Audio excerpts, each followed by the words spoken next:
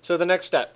So what I'm basically creating here is a condition where I have to use a construct domain. Okay, so for part of my panel, right, I basically designated a portion of my panel, or 10%, about 10% of my panel is dedicated to this vertical fin or vertical louver.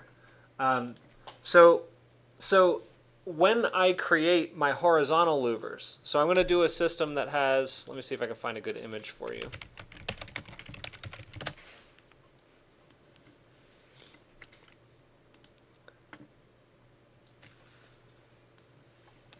Yeah, sure. There's literally a building on campus that has them. Where? Which building? You walk down the student center, I believe. Right on. Yeah, I mean they're kind of a popular exercise at this juncture in the field of architecture. But anyway, so it's sort of like this, although the vertical part is really just more hardware to hold it. But imagine that you have a glazing panel, and then part of it is taken up on the right side by something else, and then we're going to do a series of more elegant and finely tuned horizontal louvers in order to block your higher level sun that's facing, more towards the south. So, for instance, and I'm just giving you this as like a general applicability exercise, but in the morning, let's say this is facing the east, right? So the morning, the sun is going to start to come up sort of like this, right? It's a little bit towards the north, and then it's going to rise really fast, and this is like in the summer. So it's going to rise really fast, and then you need to start blocking the late morning,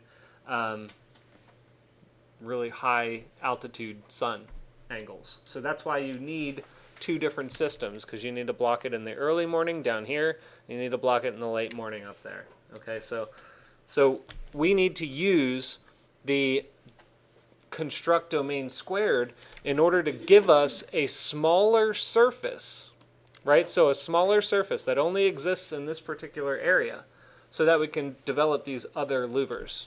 Okay, so again, I'm going to copy that whole thing down, and we're going to make another construct domain. So I'll copy this, move it down, and this time I'm going to just change the values so that it kind of pulls that construction away from the other edge.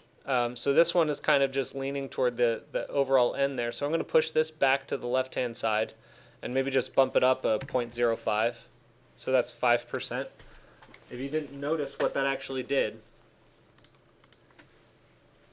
it created a 5% gap on the left side of my panel here. We're getting down into some detail here, guys. This is like really important detail stuff. So that's a 5% gap on the left-hand side of the panel right there. And what I had previously is 0.89. And I want to reduce that to be below 0.89 here. So I'm going to change this to be like a 0.8. Or if I wanted to be more accurate, it would be a 0.84, which is 5% away from the panel on the right.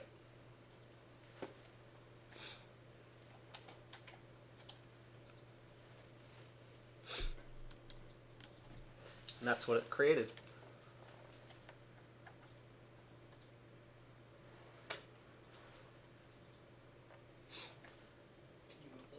Yeah, I'll pause, make sure you guys are caught up before I move on.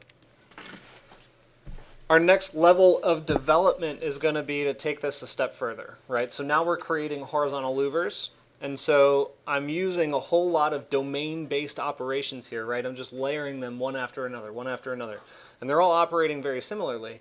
But in this case, if I'm going to create a set of horizontal louvers on this surface, how would you do it? Just first idea that pops into mind. How would you create horizontal louvers on this surface?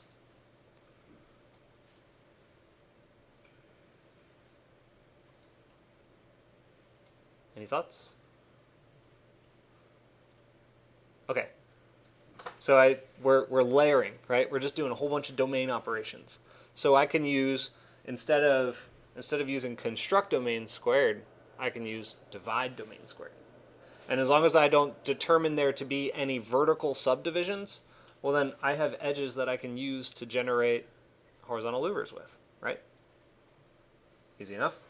So that's what I'm going to do. And it's as simple as going all the way back to here and just copying these elements. So subsurface, divide, and your sliders, you can copy those down here.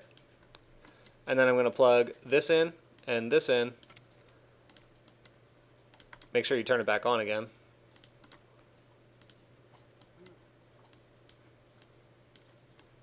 Oh, that's weird. That's very weird.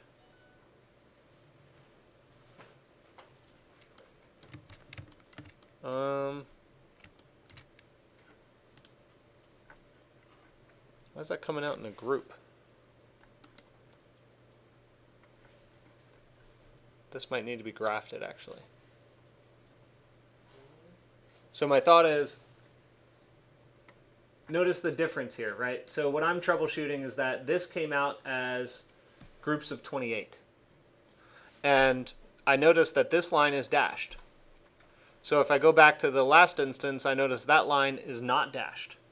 And that's because it came out of only one surface, which tells me that I probably need this to be applied to individual surfaces as well. I should probably have 28 individual surfaces coming in instead of a list of 28 surfaces that are being subdivided this times that, which gives me 748 of them. Make sense? Let's try it out. Let's do the math.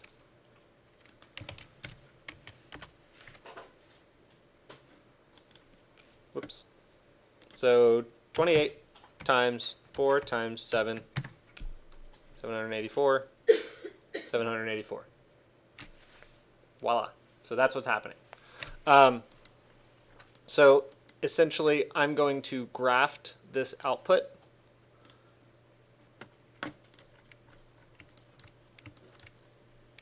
And there you have it.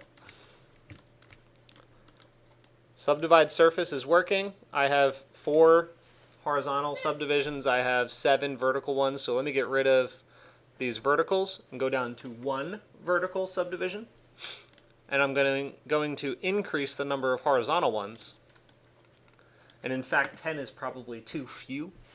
So I'll double click into this to make it a little bit larger, maybe 20. Hit OK. I'll bump this up to a density maybe about that much.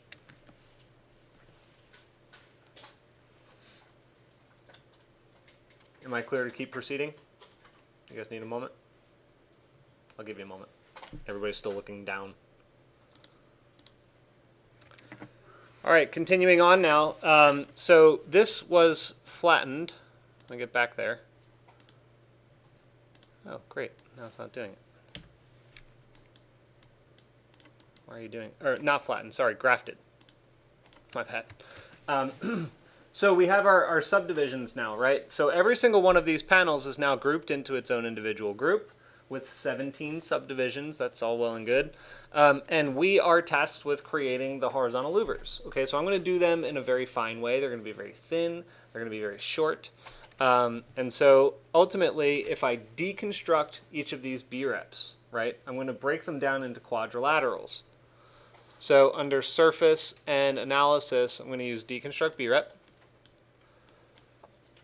Plug that in.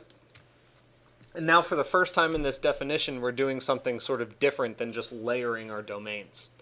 I'm going to list item on the edges to grab the proper edge that I want to use. So set list item. And it's a quadrilateral, so I'll do 0 to 3. And plug in the edges. So now take a closer look at these panels and you'll see that the 0 index value is the line on the left. The 1 index value is the line at the top. The 2 will be on the right, and the 3 index value is the line on the bottom. So which index value do we want to use? This part's more of a design decision than it is a pragmatic one. Or, well, not pragmatic, but not technical. Do you know which one? The bottom. Why the bottom? Because you have the gap in between of the panels, each panels. So kind of like more to give more realism. It's a good thought. I would argue for the top rather than the bottom. So I know what you're saying here, right? This gap, you have a gap between this one and that one. Well, that applies kind of going all the way down. But then if you go to the top, well, mine's recessed, so it doesn't really make a difference. So yeah, I guess it doesn't matter which way you go. But for me, what I would do is just eliminate the bottom one, and I would choose the top one because in most applications, the top one is going to cover and actually shade things that are below it. And the bottom one doesn't really operate. It's a silly little design decision. It could, particularly with this one, since I have a recess at the top, it doesn't really matter. But anyway, so I'm going to use number 1, which is at the top. You could use the bottom though. Go for it. And so at this point, I really just need to extrude. Okay. And what I want you to be aware of is that even though this plan is situated in the X and Y plane, I don't want you to extrude along the Y axis direction. Why?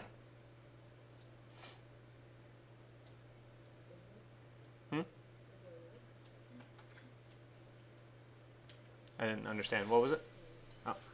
Anybody know why I don't want you to extrude along the Y axis direction specifically?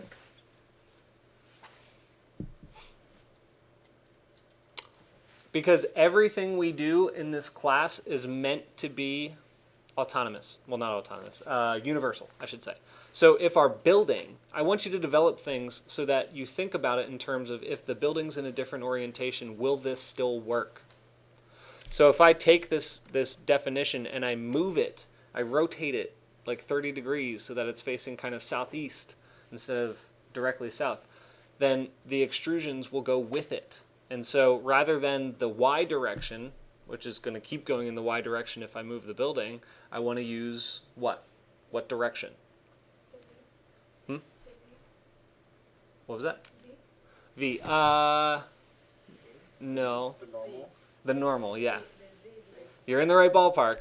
But yeah, we want to use the surface normal, or the Z axis of a three-dimensional surface, in order to make sure that no matter what orientation that surface has, that it's going to go the proper direction.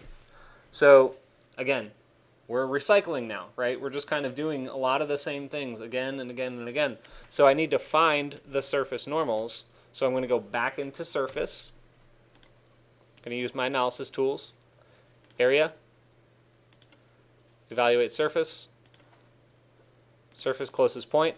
And let's just string it all together really fast. So I'm going to use these two together. I'm going to put my surfaces into area. I'm going to plug the centroid into point.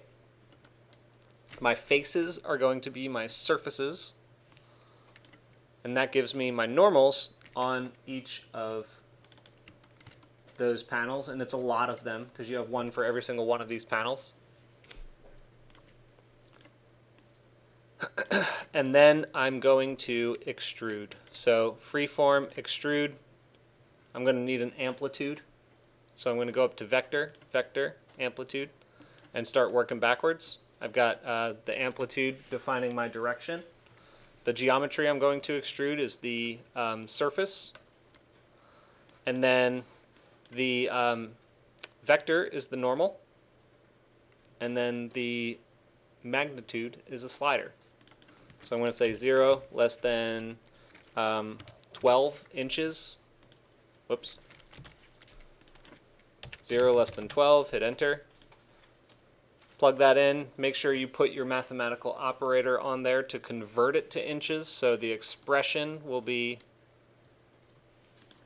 x divided by 12. And then bump it up. I think I'm going in the wrong direction. Yeah, I am. That needs to be negative.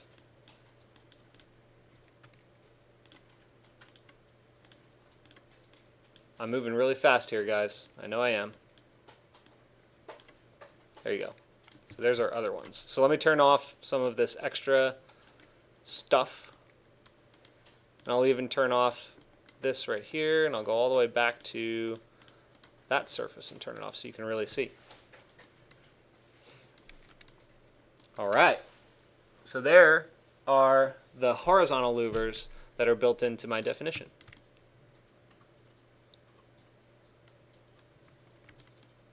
Any questions? I know I went super fast, but it's all the same stuff at this point.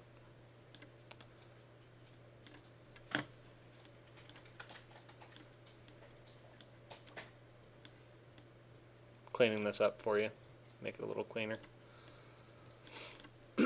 Okay, so I do want to capture just one more thing here in the video, but I'm going to give you a chance to catch up with me first, so I'm going to pause. And the last thing that I want to capture here in this definition is making it that next level of realism. That next level of realism being, let's give these panels a little bit of thickness. So think about how you would do that, right? It's just an extrusion of the mini panels themselves. So if you're extruding each of these mini panels, you're going to want to do that in the direction the panels are facing, which is going to borrow the surface normal, which comes from the surface.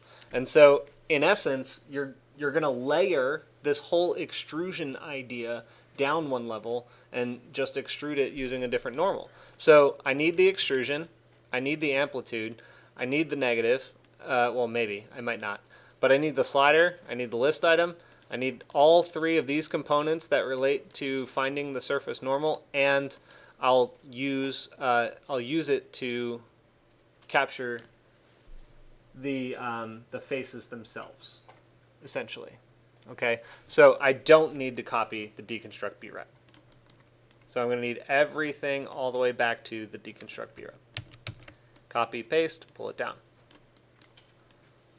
Or just pull it over. So the difference here, actually I don't need the list item because that's what gave me the edge that I was extruding. In this case I'm extruding a face, and so the face that I'm going to extrude is going to be this extrusion. And so let me first override these other surface connections to get their normals. So if I plug this into area, I'll have my centroids, right? You see the centroids there?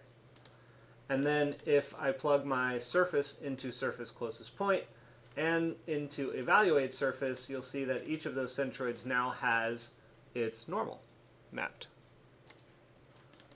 I'll turn that off. And ultimately, I'm going to plug my extrusion into this extrusion, and you'll see that it extrudes it really, really, really tall. But I'm going to make it much, much smaller. Say 1 inch. And that's what it looks like. In fact, 1 inch is probably too big. I'm going to make another slider, 0 to 0.55 to 2. Just plug that one in instead. Make it very fine. Like that. It's almost a surface anyway, but okay. So this was one layer of extrusion. This was another layer of extrusion, including that. Just want you to be aware that you can layer all these things together. Okay? So what questions do you have about that? Can you zoom into the last part? Yes, I will. It's right here.